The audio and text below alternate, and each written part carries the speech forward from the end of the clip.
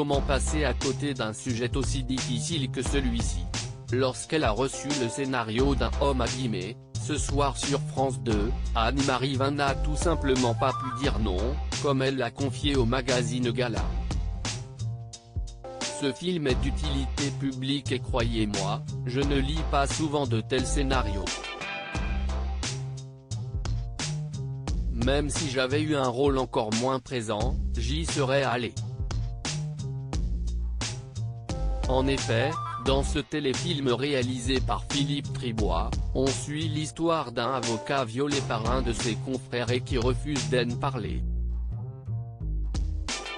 Le sujet du viol masculin, encore très peu abordé, a pourtant fait réfléchir la comédienne et notamment sur l'éducation qu'elle souhaite donner à son fils aîné, Léonard, qui va avoir 13 ans et qui verra le film bien qu'il aborde un sujet très dur et que certaines scènes ne soient pas édulcorées.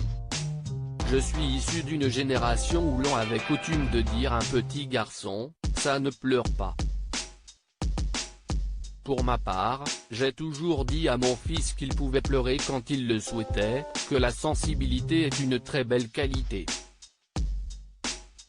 Je ne l'ai jamais élevé dans l'idée qu'un petit garçon est fort et une petite fille sensible, a-t-elle expliqué au magazine.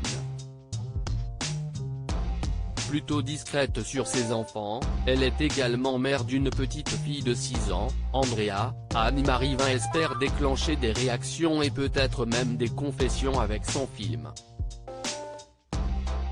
En effet, si est un sujet encore trop peu abordé selon elle.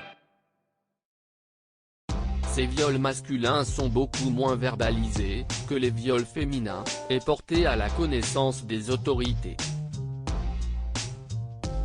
On en parle chez les petits garçons, chez les mineurs mais pas chez les hommes qui sont censés être en position physique de se défendre.